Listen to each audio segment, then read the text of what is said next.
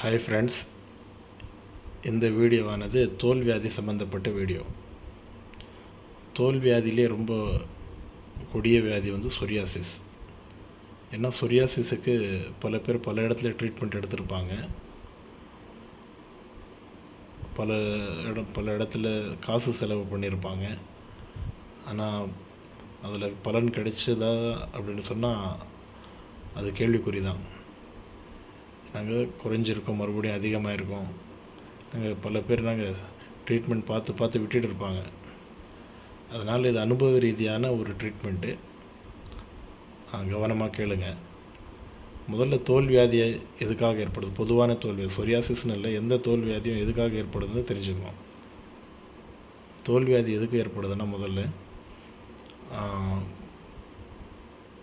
நம்ம சாப்பிடக்கூடிய உணவு சரியான முறையில் ஜீரணமாகி மலம் சரியாக வெளியாடிச்சுன்னா, அதாவது வயிறு நல்லா சுத்தமாகிடுச்சுன்னா, இதை கொண்டு என்ன ஆகும், நம்ம ரத்தம் இருக்குது, சரியான ஜீரணத்தை கொண்டு ரத்தம், சுத்தமான ரத்தம் உடம்பில் ஓடும். ரத்த நாளங்களில் ரத்தம் சுத்தமாக இருந்தால் நாங்கள் தோலில் எந்த வித பிரச்சனையும் ஏற்படாது. எப்போ சரியான முறையில் ஜீரணமாகாமல் ரத்தம் அசுத்தம் அடைஞ்சிருதோ, இப்போ ரத்தத்தில் இருக்கிற அசுத்தங்கள், கழிவுகள் தோல் பகுதியுடைய மேல் பகுதியிலிருந்து வெளியாகும். அதுதான் தோல் வியாதி. இப்போ அது மாதிரி தான் சொரியாசிஸுடைய அந்த செதில்கள், அதாவது அந்த இரத்தத்தில் உள்ள கழிவு தான் அந்த செதில்கள். அது தோல் பகுதியுடைய மேற்பகுதியிலிருந்து வெளியாகும். ஏதாவது ஒரு இடத்துல ஒரு பாயிண்ட் உருவாகும், அதிலிருந்து வெளியாகிட்டே இருக்கும், அதிலிருந்து பரவிட்டே இருக்கும். அப்போ நம்ம அடிப்படையாக நம்ம என்ன செய்யணும்னா, முதல்ல வயிறை சுத்தப்படுத்தணும். இப்போ வயிறு எப்போ சுத்தமாகும்னா, எப்போ சுத்தமாகும்னா, அந்த வயிறு சுத்தப்படுத்தக்கூடிய, அதாவது நார்மலாக சில பேருக்கு சுத்தமாகாதுன்னா அவங்க என்ன செய்யணும், அந்த மலம் சரியாக வெளியாகிறதுக்காக, ஜீரணம் ஏற்படுவதற்காக அந்த மருந்து சாப்பிடணும். அதில் பார்த்திங்கன்னா நல்ல ஒரு மருந்து இந்த கடுக்காய் லேகியம் இருக்குது. ஒரு நல்ல ஒரு அருமையான மருந்து. இது நாட்டு மருந்து கடையில் கிடைக்கும், கேட்டு வாங்கிக்கோங்க. இந்த லேகியம் தினசரி சாயங்கால நேரத்தில் ஒரு உருண்டை, ஒரு சின்ன கோலி உருண்டையாக்கி நம்ம சாப்பிட்றது. இப்போ இந்த மாதிரி சாப்பிடும்போது, தினசரி சாப்பிட்ற நேரத்தில் வயிறு நம்மளுக்கு நல்லா சுத்தமாகிடும். இப்போ ரெண்டாவது விஷயம் என்னென்னா, எந்த இடத்துல இந்த சொரியாசிஸுடைய அடையாளங்கள் இருக்கோ அந்த இடத்துல ரெண்டு விஷயம் நம்ம அப்ளை பண்ணணும். ஒன்று, இந்த குப்பைமணி இலை, நம்ம வீடுகளுடைய பக்கத்துலேயே கிடைக்கும் குப்பைமணி இலை. இது பவுடராக நாட்டு மருந்து கடையில் கிடைக்குது. இந்த பவுடர் என்ன பண்ணணும், வாங்கிக்கணும். இல்லை இலையை கூட அது வாங்கி சில இடங்களில் கிடைக்காது, அதை அரைக்கிறது அதெல்லாம் கொஞ்சம் சிரமம். இது இங்கே ரெடிமேடாக வாங்கிக்கோங்க. இது ஒரு ஸ்பூன், எவ்வளோ தேவை அவ்வளோ. அது கூட கஸ்தூரி மஞ்சள் என்ன செய்யணும், இதுவும் பவுடராக கிடைக்குது. இந்த ரெண்டும் மிக்ஸ் பண்ணி எந்த இடத்துல சொரியாசிஸுடைய அடையாளங்கள் இருக்கோ, குளிக்கிறதுக்கு முன்னால் 1 மணி நேரம் 1/2 மணி நேரம் அதை அப்ளை பண்ணி விட்டுடணும்.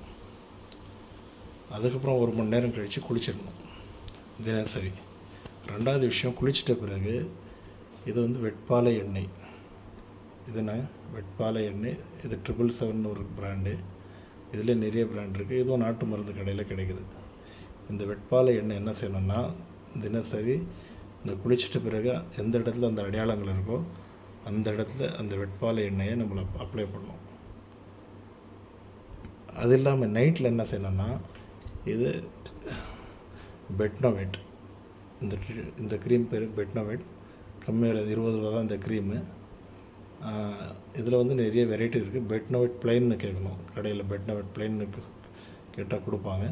இது தூங்குறதுக்கு முன்னால் என்ன செய்யணும், எந்த இடத்துல அந்த சொரியாசிஸோட அடையாளங்கள் இருக்கோ அந்த இடத்துல அப்ளை பண்ணணும். இந்த மருந்து நீங்கள் யூஸ் பண்ணுங்கள். மருந்து மட்டும் யூஸ் பண்ணால் போதாது, நம்ம சில உணவுகள் கண்டிப்பாக தவிர்க்கணும். உண்ணக்கூடிய, அதாவது வயிறு சுத்தப்படுத்துறதுக்கு உண்டான அந்த மருந்து, இந்த விஷயங்கள்லாம் யூஸ் பண்ணி என்ன உணவுகள் கண்டிப்பாக தவிர்க்கணும்னா, டீ, பால் சம்மந்தப்பட்ட எல்லா உணவுகளும் தவிர்க்கணும். பால், தயிர், டீ, காஃபி, மோர் எல்லாமே தவிர்க்கணும். நீங்கள் பால் சம்மந்தப்பட்ட ஐட்டங்கள் அதிகம் இல்லை, ஒரு ஒரு 10-15 நாள் தவிர்த்தாலே உங்களுக்கு நல்ல மாற்றம் தெரியும். தவிர்த்து பாருங்கள். எந்த அளவுக்குன்னா, உங்களுக்கு பால் தயிர் சம்மந்தப்பட்ட விஷயங்கள் தவிர்த்தா ஒரு 30% உங்களுக்கு என்ன ஆகிடும்னா, அந்த சொரியாசிஸுடைய அடையாளங்கள் குறைய ஆரம்பிச்சிடும். அதன் கூடவே என்ன செய்யணும், நான்வெஜ் ஐட்டம், கறி, மீன், முட்டை என்னங்க, அந்த நான்வெஜ் ஐட்டம், கருவாடு, இந்த மாதிரி நான்வெஜ் ஐட்டம் சுத்தமாக தவிர்க்கணும். ஆனால் நான்வெஜ்ஜே சாப்பிடக்கூடாதுன்னா சாப்பிட்லாம், எப்பாவது ஒரு வாட்டி சாப்பிட்லாம். ஆனால் என்னங்க நம்ம தவிர்த்துக்கிறது ரொம்ப நல்லது. அதே மாதிரி நாங்கள் டீயே சாப்பிட முடியாதுன்னா டீக்கு பதிலாக நாங்கள் அந்த லெமன் டீ, அந்த டிகாஷன் மாதிரி போட்டுட்டு சாப்பிட்லாம். ஆனால் டீ கண்டிப்பாக தவிர்க்கணும். இது அனுபவத்தில் நான் இந்த ட்ரீட்மெண்ட் விஷயம் சொல்கிறேன். நீங்கள் இது பயன்படுத்தி பாருங்கள். இது மற்றவங்களுக்கும் நீங்கள் ஷேர் பண்ணுங்கள். இதை பல பேர் சொரியாசிஸ் விஷயத்தில் செலவு பண்ணிவிட்டு சிரமப்பட்டிருப்பாங்க. அவங்களுக்கு ரொம்ப உதவியாக இருக்கும்.